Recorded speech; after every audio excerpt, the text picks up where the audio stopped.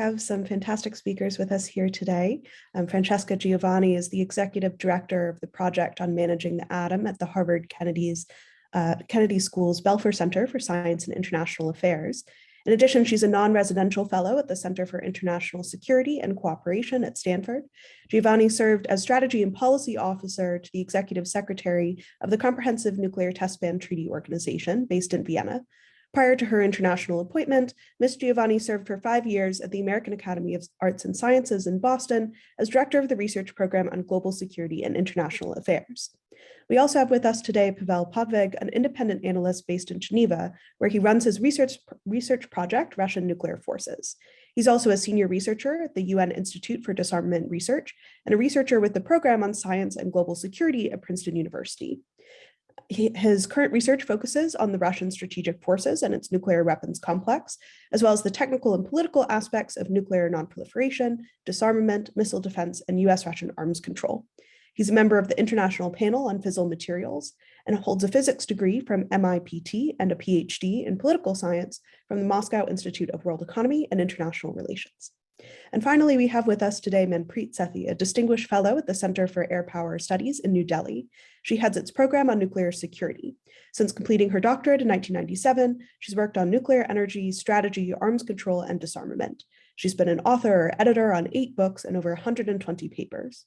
She lectures regularly at the National Defense College and other establishments of the Indian Armed Forces, police, foreign services, and universities. She regularly participates in nuclear policy conferences, Track 2 initiatives, and UNIDIR. She was a member of the Prime Minister's Informal Group on Disarmament in 2012 and is currently on the board of directors of the Asia-Pacific Leadership Network, a consultant at the Nuclear Abolition Forum, and the co-chair of Women in Nuclear India. So today we're going to talk about the war in Ukraine, thinking about the nuclear implications of the conflict. And we're going to start out with the question that's been on everyone's minds. What's the likelihood that Russia uses nuclear weapons in this conflict? What might that look like, and what might the response be? And we'll start perhaps with Pavel. Well, that's a good question. Normally, you would think that there is no reason to use nuclear weapons in this conflict, but you would probably agree that the assumptions of reasonable have changed a bit with the start of this war. That doesn't really have a reasonable explanation. Having said that, I think there are a couple of things we need to keep in mind. We are not yet close to anything approaching the use of nuclear weapons because nuclear weapons, at least with the exception of strategic weapons that are on intercontinental ballistic missiles or on strategic submarines, those weapons are stored reasonably far away from their delivery systems. And we meaning that the US intelligence community, most of all, they tell us that there are no signs that these are anywhere being prepared to use. So that means that we are at least several steps away from any possibility of those weapons being used. Another important thing to keep in mind is that, and I saw that there was a question there in the Q&As, that sort of what if Russia would decide to use weapons in their tactical quote unquote capacity? And the thing here is that there is no plausible military missions for these weapons, definitely not in this conflict. And I would probably say in any conflict. The only reason, the only mission these weapons could be used for is, to put it bluntly, is to kill a lot of people. Or as some people speculated, Russia could launch a demonstration strike and have an explosion over the sea where it won't really hurt anyone. But then again, it's not the only purpose of this kind of a demonstration strike would be to demonstrate the resolve and the readiness to kill a lot of people. So, and this is how we should think about these possibilities. It is not about having some kind of a battlefield advantage or anything like that. These weapons, the only reason they could be brought into this conflict is to demonstrate the resolve to escalate all the way up, and as I said, basically to kill a lot of people. So that's, and that should be condemned in no uncertain terms. Great. Francesca, do you have anything you'd like to add? Yes, thank you. First of all, thank you, Lauren, for moderating this panel, and thank you so much for the Bulletin for putting this together. I see there are 274 people in the room, and that to me tells you how important this question is and how pressing it is in the mind of everyone. So let me begin by saying that no one should just talk, as exactly what Pavel said as well.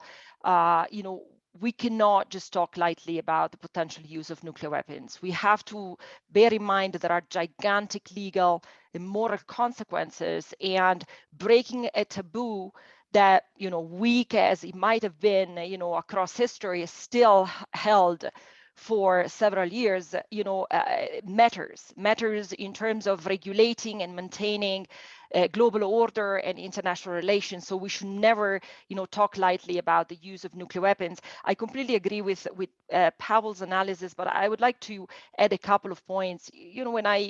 At the beginning of the conflict, I went back to look at the theories of conflict resolution and war as a bargaining failure. Some of you might remember the literature of William Zartman or James Farron. And there is a concept that to me resonates a lot with this war, the concept of mutually hurting stalemate. So according to William Zartman, at some point, an international conflict gets to a military equilibrium, a stalemate between these two parties. And it's a stalemate that is very costly. And continuing the war might exceed eventually the cost of coming to the table. And so the parties need to seek a way out.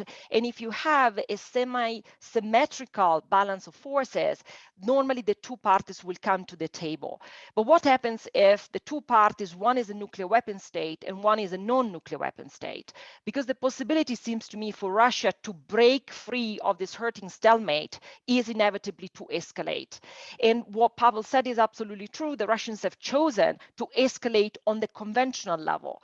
But what is the threshold that might push them to use non-conventional weapons? And there, I want to make a couple of points. The first one, it seems to me, is the political dimension of this war. The possibility for Russia to consider that Ukraine cannot be a lost war for Russia. So the reputational costs right now have been gigantic. And so Russia might at some point conclude that they must win at all cost.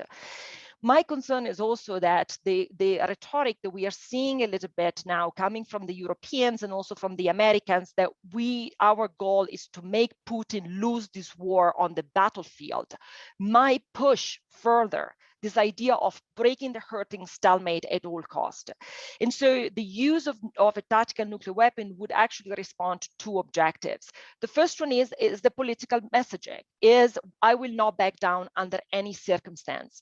And the second one, even the threat of the use of nuclear weapon would pose a gigantic ethical dilemma to the administration of Zelensky.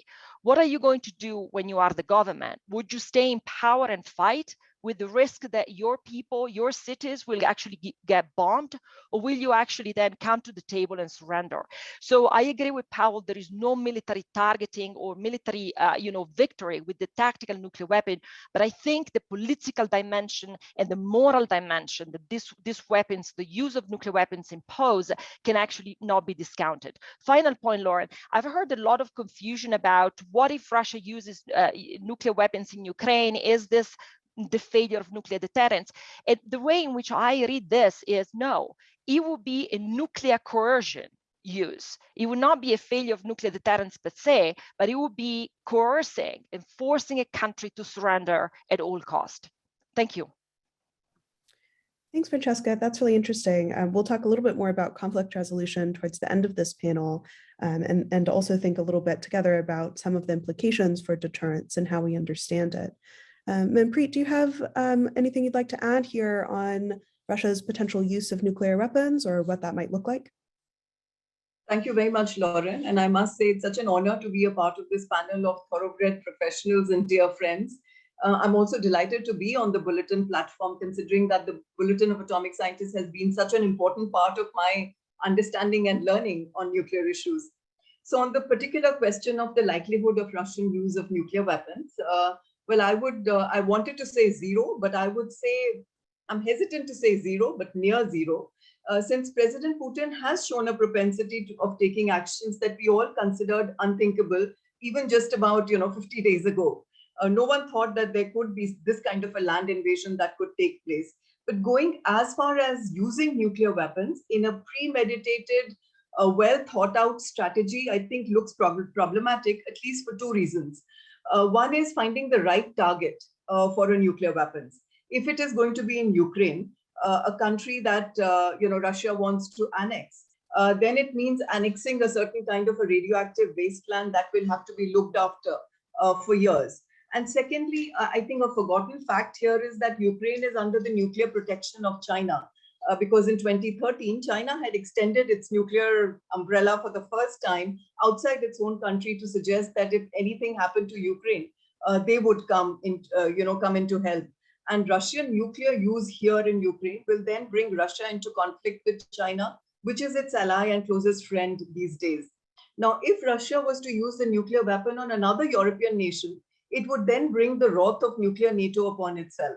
So nuclear retaliation then would nullify whatever gains Russia may hope to make through its first use. So the well thought out use of nuclear weapons to gain a politico-military objective appears quite implausible. I would say even unnecessary and downright foolish if it was to be done.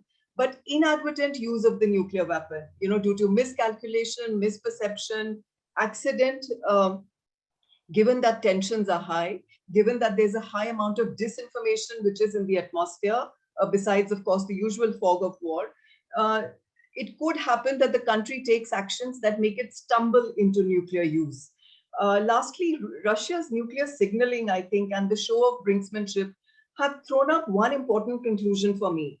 While high decibel nuclear bluster or brinksmanship is an important dimension of nuclear deterrence, finding the right military use of the weapon is never going to be easy. And I think this conflict has shown that to us. The nature of the weapon as a weapon of mass destruction and the return risk of retaliation after first use makes it a very blunt instrument from the military point of view.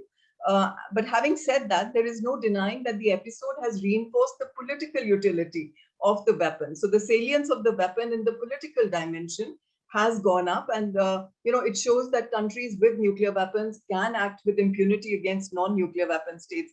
And therefore, I'm not surprised that the view that is gaining ground is that nuclear weapons are important for national security. But from the military utility point of view, the likelihood of use of the nuclear weapons in a deliberate fashion, I think, remains rather low even in this conflict. That's a really insightful contribution. And all of us have spoken a little bit here about the role of nuclear weapons in the political space. I know we could talk about this infinitely, but if briefly we could mention a couple of the main ways where you think nuclear deterrence has shaped or failed to shape Russia's war in Ukraine. What do you think some of the key takeaways might be for the role of nuclear weapons in international politics moving forward? That could be, I think, a really interesting contribution here. Pavel, do you want to start? Yeah, let me try. I think this is I truly hope that this conflict and the presence of nuclear weapons on in the shadows of this conflict will force us to re-examine or to look again at the role of nuclear weapons in international security. And in my view,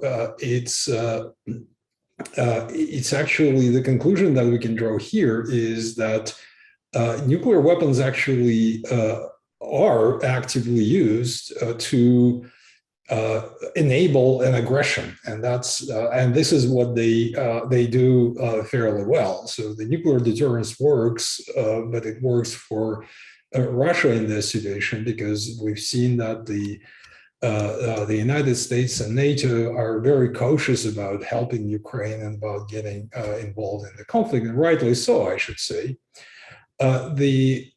And on the other hand, what we see is that nuclear weapons don't really offer much of a protection to those who possess them.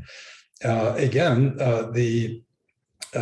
you could say that oh well, Ukraine is not a NATO member, so it is not protected by this magical umbrella of NATO. But if you look at it, if you talk to people in Eastern European states, NATO members, if you talk to people in the Baltic states, and they don't feel particularly protected, and you can see by from just looking at the efforts that NATO is investing into bringing more conventional forces to its eastern NATO flank. Again, the signal is there is that nobody feels that nuclear weapons offer much of a protection. And on top of that, what we see is that we are really looking at the possibility, the non-zero possibility of a nuclear conflict with truly catastrophic consequences. So I think that this is, to me at least, this is the point where we should step back and look at it and basically ask ourselves, do we really need to keep those weapons? Do we really want to keep those weapons as part of our international security architecture? And in my view, the answer is no, we don't. Thank you. Great. Francesca, what do you think about how the takeaways might look for the role of nuclear weapons moving forward? Thank you, Lauren. So I think this war in Ukraine also came in a moment of transition for the nuclear order in general. I think many of us have noted a series of very worrisome trends. What we know, for example, is that all 9 nuclear weapon states are either now expanding or modernizing their nuclear arsenal. There are lots of discussions about changes in the nuclear posture of, for example, China, the possibility, and Manpreet will certainly know much more than us about India no first use policy. So I think we are re-entering a world where nuclear weapons that once have receded are now put back on the table with, in my view, several limitations that Pavel have talked about. But I think there is no doubt that what Ukraine war has demonstrated is that nuclear weapons are very powerful in 2 aspects: coercion and blackmailing. The West is out, from helping Ukraine or from intervening directly because we are deterred from intervening by the nuclear weapons of Russia. And this allows, of course, countries that do have a very strong resolve and nuclear weapons as well to undertake a series of violations without having almost bearing any responsibility for them. So I think this enters, in my view, into also a new phase, and probably we'll talk about it, of the relations between nuclear weapon states and non-nuclear weapon states. And finally, let me also mention that also, I think, at least for me as a European, what I look at right now is we are heading towards a remilitarization of Europe. Europe, I think, was in this illusion of, carving out a strategic autonomy for itself. For many years, the European Union tried to stand as a third option, this soft power option, this diplomatic multilateral option.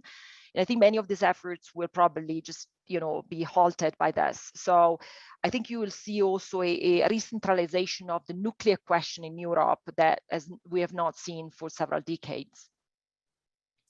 And Manpreet, do you have anything to add here? Thinking about what we might learn about nuclear weapons, perhaps you can talk a little bit about your expertise here on how India and Pakistan have learned to live in a nuclear world. Yes, Lauren, that is precisely the dimension I wanted to bring in here, because I think it's for the first time that the US and Europe in that sense are really looking at how conventional wars need to be fought in the presence of nuclear weapons. Something that India, Pakistan, India, China have been living with that reality for quite some time now. And every time there is a crisis between the two, the chances of escalation to the higher level begin to be spoken about, rather quickly. Use of nuclear weapons for coercion and blackmailing has been spoken about by both Francesca and Pavel.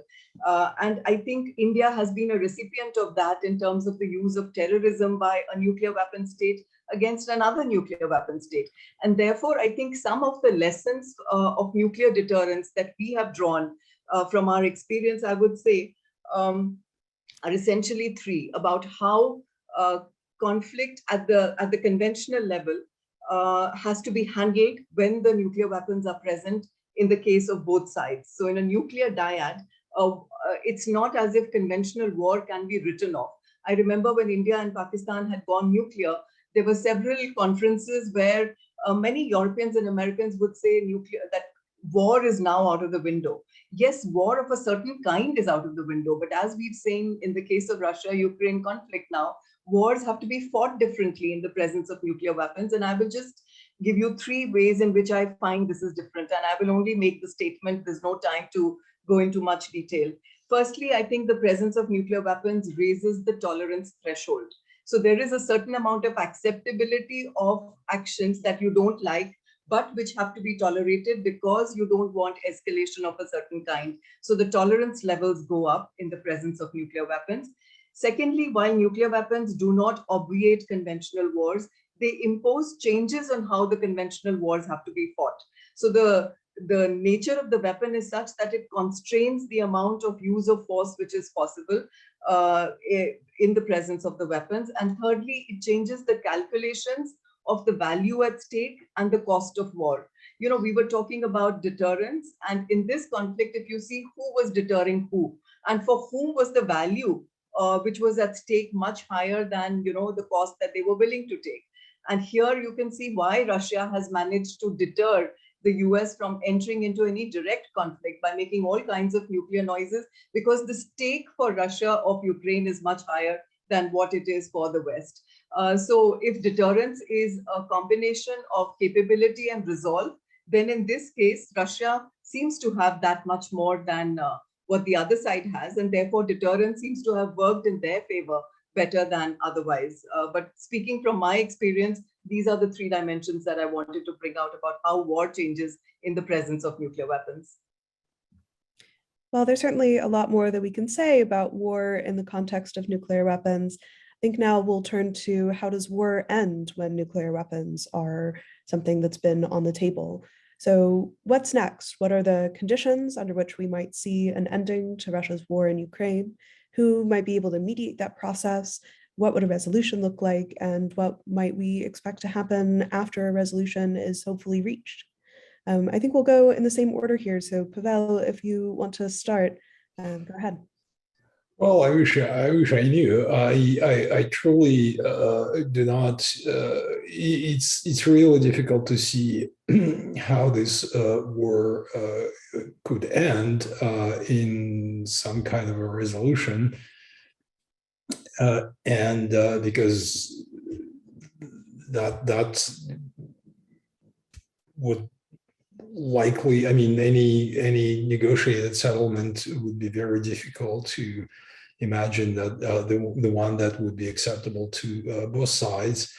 One can, of course, imagine scenarios of a military victory for one side, but it's also very difficult to see how that could materialize. So yeah, I truly do not see viable path to a resolution, and I saw that in the comments. My concern is that this could lead to a situation in which Russia would decide or would feel that it is existence is at stake. The existence of the state is at stake, which is the condition that the Russian military doctrine sets for a potential use of nuclear weapons. And I could see how the developments on the battlefield would, or outside of the battlefield, would create a situation in which the current Russian leadership would truly feel that the current state, which means the current leadership and the current state, is indeed in grave danger.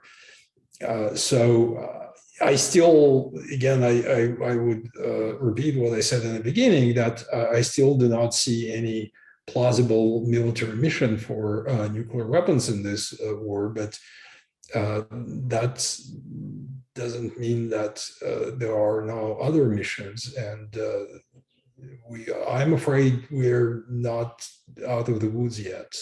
That's unfortunately.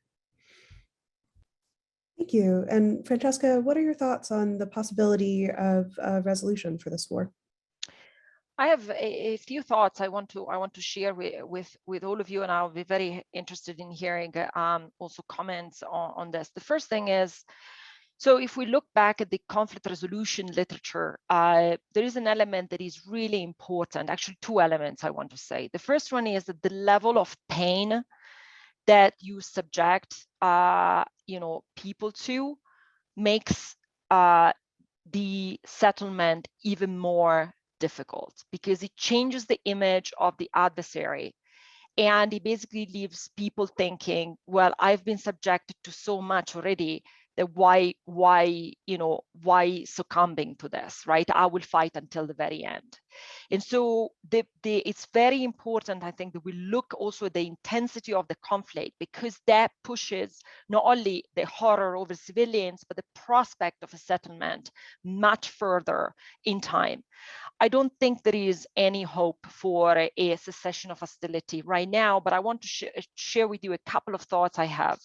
If you look again at the conflict resolution literature, most of the international conflicts are mediated. And so you need to have a third party that steps in, separate the forces, and find some ground. And you have not necessarily seen this very much. Yeah, you've seen some involvement of Turkey, for example, but the reality is that the two parties have tried to negotiate very limited ceasefire over humanitarian corridors, but you have not seen, for example, yet the appointment of a special envoy of the United Nations. So these things are not yet into place, and in part because I think the UN and other actors consider the conflict not ripe for a negotiated solution. The conflict is still very hot at the moment, and the Russians still have a lot of incentive to continue to escalate. 2 points here that are really important for settlement. I am quite disappointed, in fact, I have to say shocked, by the absence of the United Nations in this conflict. Richard Gowan wrote a fantastic piece on the Foreign Affairs, arguing of the end of the United Nations. I just think that the UN Secretary General, for many good reasons, decided not to pursue a political role for the UN in order to keep the humanitarian access flowing. That was a choice that the UN made at the very beginning of the conflict. It might pay off in terms of humanitarian access, but it has reduced to ashes the political centrality of the United Nations as a body that could and should mediate conflicts. The second problem, in my view, in finding a settlement is that the narrative of the conflict has been wrapped into this NATO-Russia conflict. And we need to extend the narrative and talking about an international conflict, not a regional problem between NATO and Russia, because the mediators will most likely come from outside the NATO spectrum and outside of the European Union spectrum, at least the most credible actors for the Russians. Final point, what I'm really afraid of is that the only possibility could be what we shouldn't aim for, which is a ceasefire and at best an armistice. Many have talked about the Korean Peninsula solution with the loss of some territory or somehow a frozen conflict. This will have a lot of repercussions in terms of the economic development of Ukraine, the settlement of forces, the need, for example, for the UN to deploy peacekeeping operations later on. So again, I think we are still very much in such a heated moment that is very difficult to see past beyond even just a ceasefire. Thank you. And Manpreet, can you talk a little bit about what the mediation process might look like? India has tried to position itself as a possible mediator for the conflict. How might that help or potentially not work out? So Lauren, I wish I had some really concrete solutions to offer. I have the same questions as what Francesca has just ended with by saying there are so many dimensions that have to be looked at. I am rather sad to hear that we feel that the conflict is not yet ripe enough to be resolved, because when you look at the kind of lives which have been destroyed, I don't think there can be any moment which is ripe enough, and that any conflict must be resolved as quickly as we can. Also, on the likelihood of Russia feeling that its existence might be threatened, and that would take it to even using some more dire military action, including the use of nuclear weapons.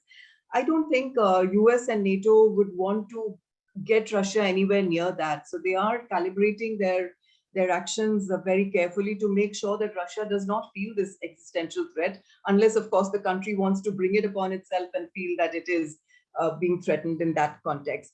Now, the resolution of the crisis, whenever it happens, will have to start with the ceasefire of the military hostilities.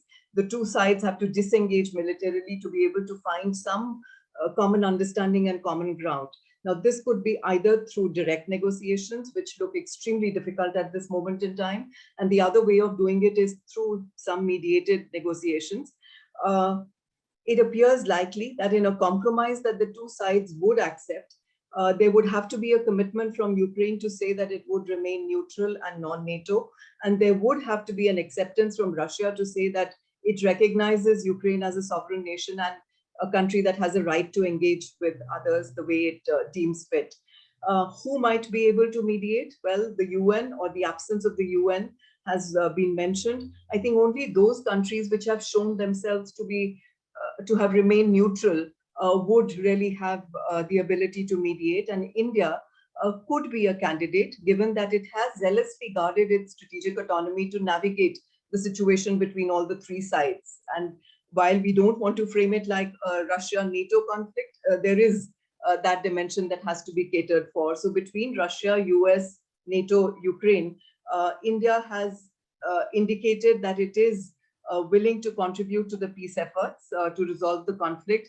Recently, Foreign Minister Lavrov was in India. Just now, the Indian Defense Minister and the Foreign Minister are in the US. I'm sure there obviously is talk about what can be done about this conflict.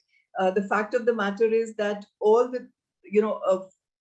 of these three parties which are involved in the conflict are important for India for geopolitical, military, and technological and economic reasons. So India is keen to see the end of the conflict, not just because of its critical dependence on Russia that all of you are well aware of, militarily, energy, economics, etc. But also because we don't want the US or the West to be distracted for too long and take away the focus from China, which is really the important threat for India and for Asia. So while the progress and the resolution of Russia-Ukraine conflict will surely have implications for European security order, India will have to contend with the lessons that China is deriving from this conflict and how that is going to translate into its own political and military behavior in the future. So much is at stake for India. I think it is likely that some back-channel communications, etc., must be going on how to handle this. I think just 2 days ago, there was a debate in the Indian Parliament. 28 members of Parliament spoke up on the Russia-Ukraine conflict, and nearly half of them spoke about how India should play a more proactive role because of the way it has managed, its position in the entire conflict. So I think there is a role that can be taken on here. How it will be done, what kind of back-channel communication will happen, and ultimately what the solution will be, which is acceptable to all, remains to be seen. Thank you. Thank you all for your really insightful and thoughtful comments about the war in Ukraine. We're going to move to the Q&A, so I'll invite Hallie back up. But before we do that, Manpreet, you ended by talking a little bit about China and China's role here. We've had a lot of questions in the Q&A asking you to elaborate a bit on the relationship between China and Ukraine. If you could take just a couple seconds and add some context there for our audience, that would be great. So I guess this is coming from the commitment that I mentioned that China had made to Ukraine in 2013 as part of its negative security assurances to give Ukraine not just negative security, but positive security assurance, to say that if anybody was to use nuclear weapons against you, we would come to your help. And I remember at that time, a lot of writings appeared to say, to express surprise at the fact that China, which has always said we're not going to, export our nuclear weapons to any other territory, etc., that they are extending or providing a kind of a nuclear umbrella to Ukraine. So this is the 2013 agreement. And in the current context, China has remained extremely silent about this and not brought it up at all, which is not surprising given the kind of relationship that it has with Russia. Right. Thank you. So we'll ask Hallie back up to tell us how Q&A is going to work. Perfect. Thanks, Lauren. Hello again. As a reminder, my name is Hallie Posner, and I'm the program manager here at the Bulletin. If you have a question for our speakers or a moderator, please put it in the Q&A function so our speakers can see them, and this can be found at the bottom of your screen. Please do not put your questions in the chat. They're too hard to keep track of in there. When you get called on to ask a question, you will receive a prompt from me on your screen to unmute yourself. Please accept that prompt, then ask one question. And as a reminder, a recording of this program will be available on our website in the coming days. Now, let's go to our first question.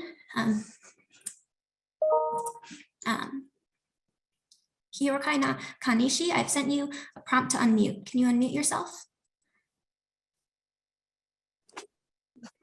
Hello. Hello, we hear you. Please ask your question. Can you hear me? Actually, I posted several questions. Please just ask one. Ask one.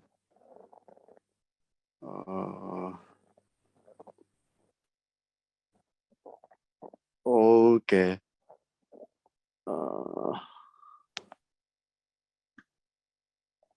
Hallie, maybe if this is Rachel, maybe it's easier just to go ahead and read one of the questions. Thank you, Mr. Nishi-san. Thank you. All right, I will ask his question.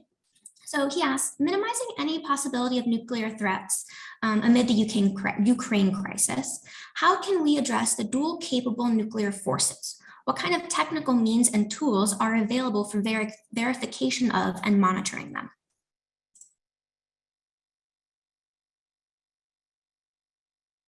Lauren, do you want to direct that to speaker? Yeah, Pavel, maybe you can talk a little bit about the verification and monitoring side of the equation. Of the nuclear forces. Well, we know that. Well, we know where the, as I said, the intercontinental ballistic missiles and submarines are. These are subject to the New START Treaty at the moment. So those are. In fact, Russia has to and does actually send notifications every time, for example, when mobile missiles go on patrol, that's all transmitted to the United States. So these forces are under someone keeps an eye on them, I would say. As I said, with non-strategic forces and with the weapons that are delivered by strategic bombers and other and non-strategic aircraft, short-range aircraft, those are normally in storage. That they are not, as I usually say, it's not. There are no Iskander missiles kind of driving around with nuclear warheads attached to their missiles. So that's not the case. Or there are no aircraft sitting on tarmac with bombs attached and ready to go. It's not like that. As I said, weapons are in storage. They are at least a few kilometers away from their delivery systems. And unfortunately, there is no verification mechanism that would verify that. But it is, if Russia were to bring those closer to delivery systems, that would be a visible step that I presume would be detected. Ironically, the situation is different on the NATO, US weapons in NATO. The weapons are literally stored next to an aircraft in aircraft shelters, so there is no this kind of additional visible step there. Which in my view is actually quite unfortunate and does not add to the stability of the situation. Thanks. Thank you. Our next question will be from Jennifer Brush. And as a reminder, please only ask one question and make sure we keep them nice and concise because we have a bunch of them. All right, Jennifer, can you unmute yourself, please? Hi, good morning, everybody. I'm speaking to you from Cleveland, Ohio, safely in the heartland of America, but I've had a large background in nuclear non-proliferation.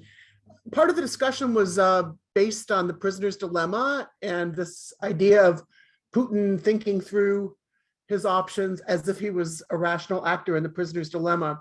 But what happens to that formula when you have a person who over time has proven himself to be completely and totally irrational? Is it still appropriate to apply that formula, or how would you adapt it to an actor who is not thinking in his or his country's self-interests?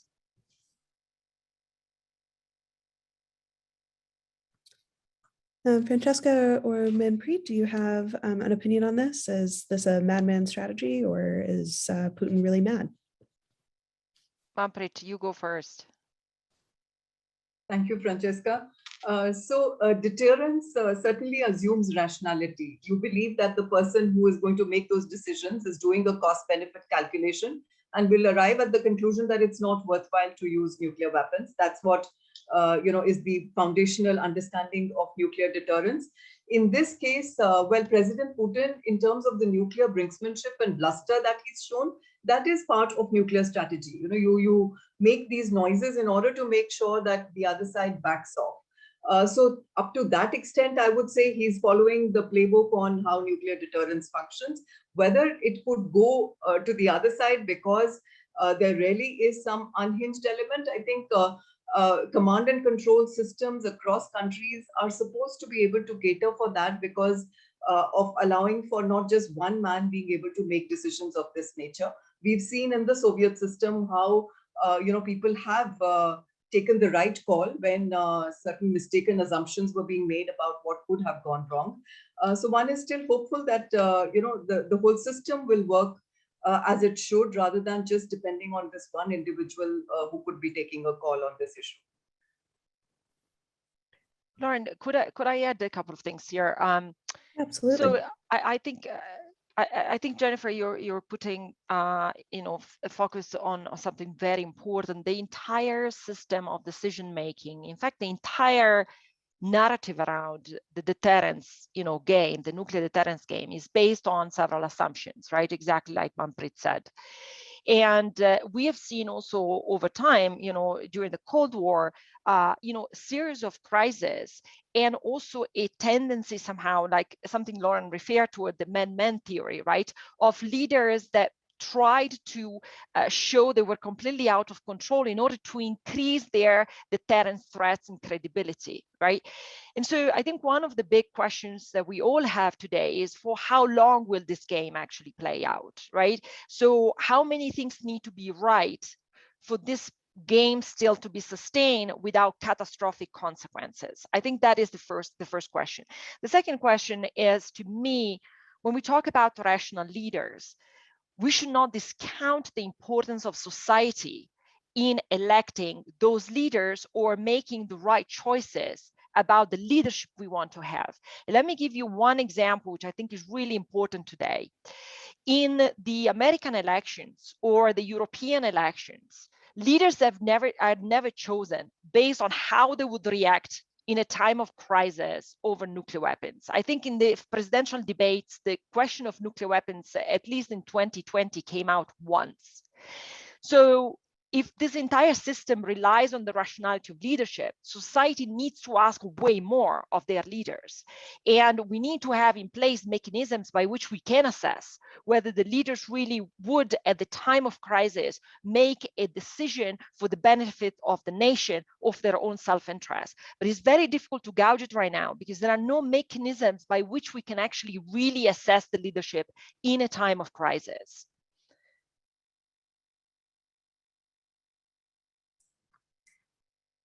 All right, our last question will be for Richard Cowses. Richard, would you unmute yourself, please? Yes, hello. Hello, we hear you. So I was stating that there's been about 30 years of lost time because of, in non-proliferation because of these acts. And I wonder, can we recover from this? And now what are the motivations for countries like Iran or Korea to pursue non-proliferation? Thank you. Francesca, do you have thoughts on the lessons there of thinking about what non-nuclear states, particularly those that might face nuclear threats of their own, might learn from the events of the war? Yeah, Richard, thank you so much for this question. So how Ukraine war will change the relation between nuclear weapon states and non-nuclear weapon states, to me, is a gigantic question. So we knew already going into the Nuclear Non-Proliferation Review Conference that those negotiations would have been really difficult. We had nothing to put on the table, and a lot of disappointment and distrust between the nuclear weapon states and non-nuclear weapon states. But what happens now when a nuclear weapon state goes rogue, right, and decides that, well, you know, it might just as well do it? So I think there are two scenarios. The first one is the scenario that you're talking about, which is a proliferation cascade. Personally, I have to say, maybe I'm an optimist, but we have gone through many of these crises. We have had Libya, we have had Iraq, we have had Syria. And this proliferation cascade didn't really happen, and didn't really happen for something we have discussed at the beginning of this debate. The military utility of nuclear weapons is really minimal. It does preserve your existence as a state, but it comes with a lot of cost. A cost of isolation, a cost of losing a status, a pariah state, a cost of sanctions. So many countries have pondered their own, cost and benefits and opted already for non-proliferating.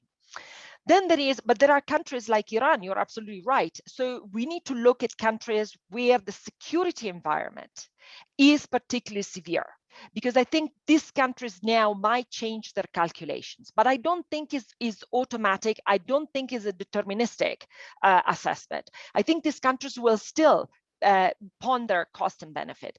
But I tell you what really concerns me the most. It's not so much the proliferation cascade argument, is what happens to all the other countries that have committed and remain lenient to international law. They've given up the right to nuclear weapons. They remain in compliance with the Non-Proliferation Treaty.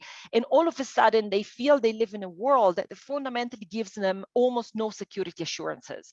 Manpreet is absolutely right. Some of the nuclear weapon states did provide, in fact, I would say all of them, some qualified security guarantees to non-nuclear weapon states. But in a world post-Ukraine, this might not be enough. So what are the guarantees that we can give to non-nuclear weapon states in a world fundamentally when nuclear weapon states can do whatever they want? So I think we need to put the emphasis on enforcing or enhancing security guarantees at the level of collectivity. So nuclear weapon states as a whole need to give new security guarantees to these non-nuclear weapon states. How do they look like? I don't know. I'm actually thinking myself about this, but I think this is where we need to act right now. I think that's a great sort of last comment, or sort of a way to close up our discussion today. I know there's a lot more that we would all like to be able to say, could probably have this conversation for hours. But if everyone could wrap up with a couple of final thoughts or takeaways, things that you think would be good to think about that will help us wrap up our discussion. So Manpreet, do you have some last thoughts that you want to contribute?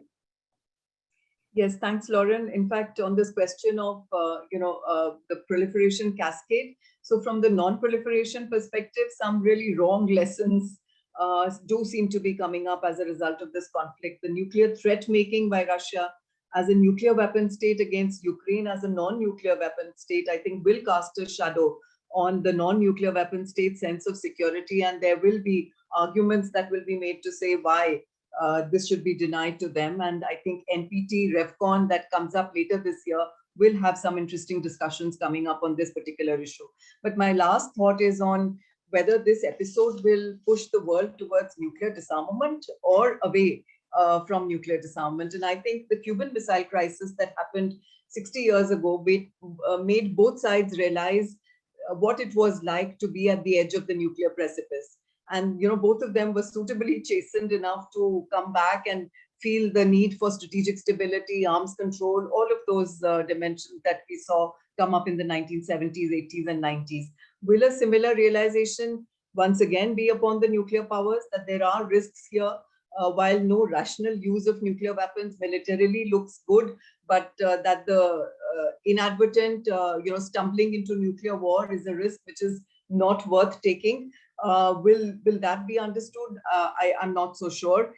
Considering that there are countries today with nuclear strategies that look at the utility of nuclear risks, who find it good to have risks rather than resolving those risks in any manner. So this, unless we have this sense of shared understanding of the risks, we will not see movement towards it. Unfortunately, though we started the year at a very optimistic note with the P5 statement that came out suggesting that nuclear war should not be won and fought, and just about 3 months from that time on, we are looking at a situation where we are talking about the possibility of the use of nuclear weapons. So it certainly is not a happy situation to be in. I'm wondering what the Bulletin would do about the clock face already at 100 seconds to midnight.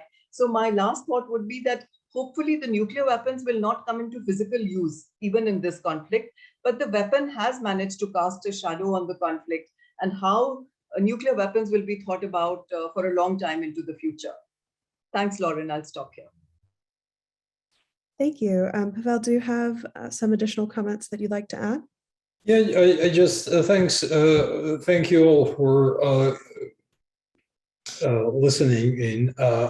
I just want to again reiterate that point that we should really reconsider the notions about nuclear weapons, and to really see that these are weapons that should not be part of the international security architecture. And in my view, in fact, the nuclear weapons are largely responsible for where we are today, because in a way they kind of gave people at some point they gave people this kind of a feeling that this is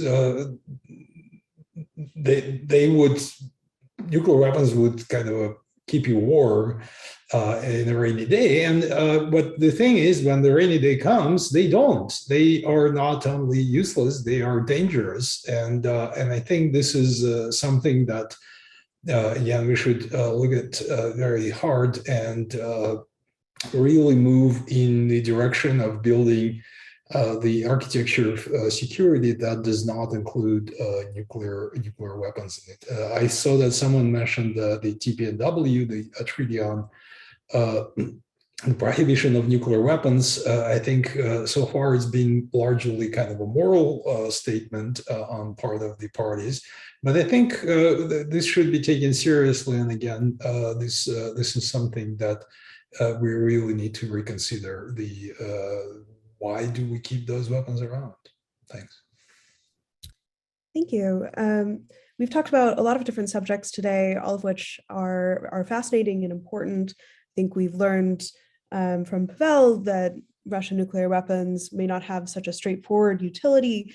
We need to be thinking about how we can engage in warfighting under that context. Are there conventional options for conventional counterforce or conventional deterrence that could help us be able to fight a war under the threat of nuclear use?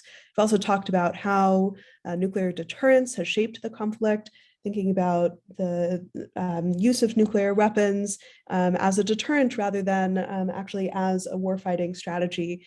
We've seen that non-nuclear states might be thinking differently about the importance of having nuclear assets or the imbalance between nuclear and non-nuclear powers in the world. I think this raises important questions for us moving forward about disarmament and non-proliferation, like Francesca said, thinking about security guarantees and how those might be able to help shape the international order moving forward under this new or more pressing threat of nuclear use will be a really important goal for nuclear states as we try to navigate what looks to be a perhaps slightly different world order than before Russia's war in Ukraine. The Bulletin will continue to talk about many of these topics in a series of upcoming events. We will now bring back up Haley to close us out and give some final thoughts on Bulletin programming moving forward. Thank you. Thank you to Francesca and to Pavel and to Manpreet for this dynamic and important conversation, and to Lauren for shepherding us through it. Don't forget to save your spot at the Bulletin's next virtual program, Goodbye Sole Purpose, the Biden administration's emerging nuclear policy and budget. More information can be found in the chat and on our website at thebulletin.org/events. And last but not least, thank you to all of you for supporting the Bulletin and participating with us for the last hour. Ladies and gentlemen, we are adjourned.